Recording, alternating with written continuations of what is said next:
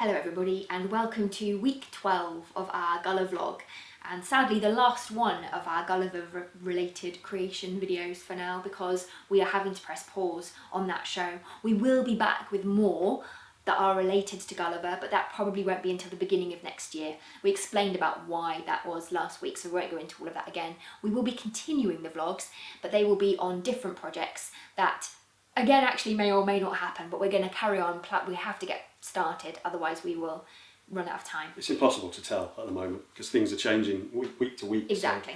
So we will still be doing some creation videos, but they'll be about something different. The first thing we wanted to talk about today was the poster design. We've been talking about all the puppets and everything like that, but we wanted to talk about that as it's a key element to each of the shows and obviously to the marketing of them. So when we started out, the very first show that we did, Northanger Abbey, we were lucky enough to have a friend of ours, Dave Pickens, who is an amazing photographer, take the pictures for us and also help us out with actually creating the poster, doing all the Photoshop work, doing all that stuff that needed to be done. And I still think it's a fantastic poster, fantastic photos, fantastic image. Yeah, he did an amazing job. We were, at that time, we had made the show before we had to make the poster because it was the first show we did. Ever since then, that's never been the case.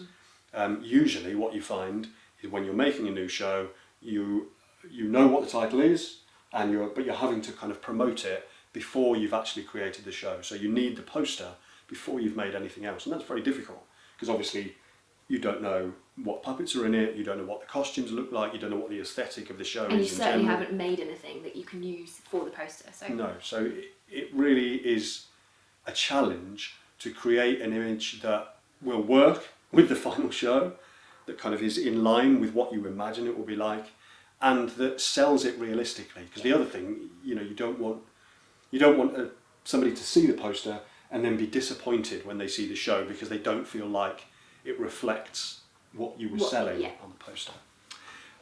So since that first one, we have really tried to just learn as much as we could about everything that goes into creating a show. We like to be self-sufficient, I suppose, as much as we can, and we also like to add skills.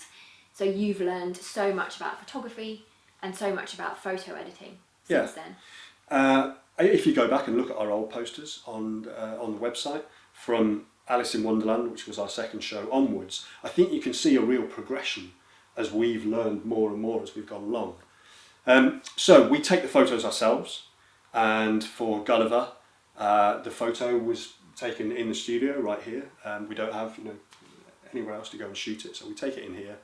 You can see the original photo on screen now, and we take as many photos as we can. We try and get some interesting lighting. We try and make sure there's something interesting going on in the photos, and then you get to work on trying to turn that into an image that sells the show. We've learned a lot about coming up with an idea more quickly, I guess, about coming up with something, the composition of a poster, and what we think makes a good poster. We'll do probably a few sketches beforehand and come up with a few concepts. And then you will tend to rough up on the photo editing software, maybe 3 different versions, and it's quite easy to quickly tell, isn't it, what we think is engaging. You're usually drawn to one in particular. We've learned a lot about the colour palette, for example. You're great at kind of picking out what needs to be tweaked. Yeah, keep it simple, I think, is always the key, isn't it? Keep the colour palette narrow, so you probably have maybe 3 or 4 different colours, and that's it. Otherwise, you overload the image with,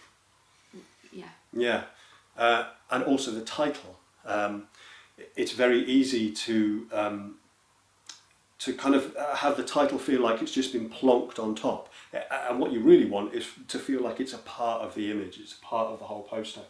So you don't want just Times New Roman and something that looks like it's been stuck on top of the poster at the top. You want it to feel like it's a part of the whole image and that it works together with the whole thing. And I guess overall, you want the poster to communicate what you feel the sense of the show is. You want it to give a kind of atmosphere. And you want it to draw the audience in. when we use a single person in the centre of the picture, we try and make sure that they're making eye contact with the camera and therefore making eye contact with the audience, and that there's something energised about them that draws the audience in. I think nowadays, when you're so used to looking at so many images all the time, we see film posters and you've got Netflix and you've got constantly, you're seeing promotional images for things. I think it's more important than ever that first poster image that you see has to be good, it has to make an impact. And memorable. Yeah, because people are used to seeing a high standard for that kind of thing. In the beginning, we used a software called GIMP, if it's of any interest, for those of you who are looking, who are interested in that sort of thing. We don't use Photoshop. GIMP is free software, so you can download that for free. And now we use Affinity Photo, which I think is absolutely brilliant, and I heartily recommend it. So that's the poster design. Here you can see it now, the final thing, and you'll see what we mean about the colours and everything. And then we thought we would talk to you about the music for the show. So for our shows, music is incredibly important. If you've seen any of our shows, you will know just how much we use and how much it adds to the whole feel of the show. We have a wonderful composer called Dan. He sadly isn't with us. He's in Manchester in his little music den, but he does an amazing job and creates a huge variety of music. To get an example of just the wide-ranging variety he creates, if you listen to the audio dramas, you'll hear with Alice in Wonderland something completely different then to the music that you'll hear forecasting the runes. And that spans across all of our productions. The versatility is just amazing. Brilliant. The range of stuff that he's written for us is incredible. Absolutely. So the first thing we do really is Noel and I will spend, when we've decided on a show and we've probably written a first rough draft of the script, or even while we're writing, we tend to be listening, we're listening to music often anyway, and we'll be watching things and sort of go, oh, that track's brilliant. And we tend to make a sort of a playlist of tracks that we feel encapsulate the style that we want for the show, or the feeling, the atmosphere. And we send that over to Dan. And then he listens to that and starts creating, and he'll start sending us, it gets very exciting, he starts to send us tracks. And they are often perfect the first time, and we're just like, that's brilliant, we're definitely going to use that. Not quite sure what for yet, but we're definitely going to use that. Sometimes he'll send us things where we're like, that particular bit in that is perfect. If you could do that in a minor key, then that would be even better, because we imagine we could use it for that bit.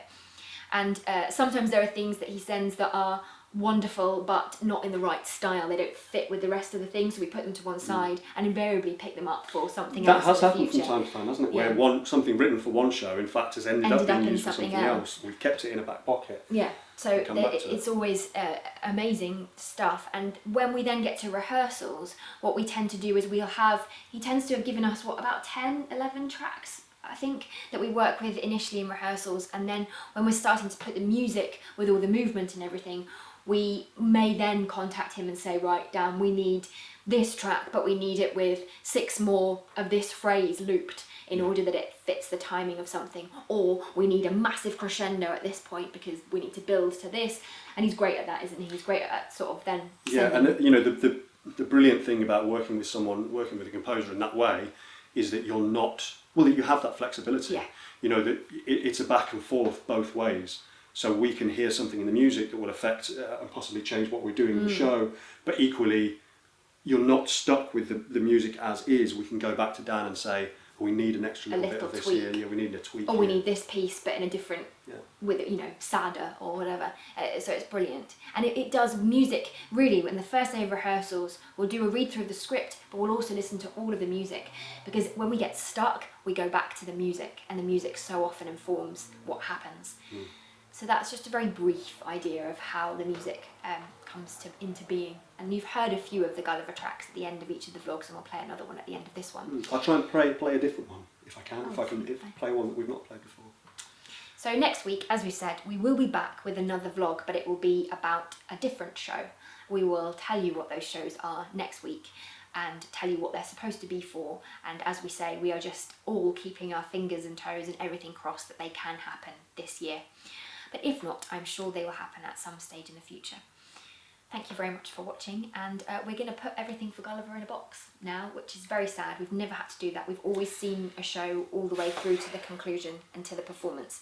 So we don't like it at all, but we will be back. All of the performances for Gulliver from this year have gone into next year, so we'll be back with it next year. Thanks very much for watching, and we'll see you next week.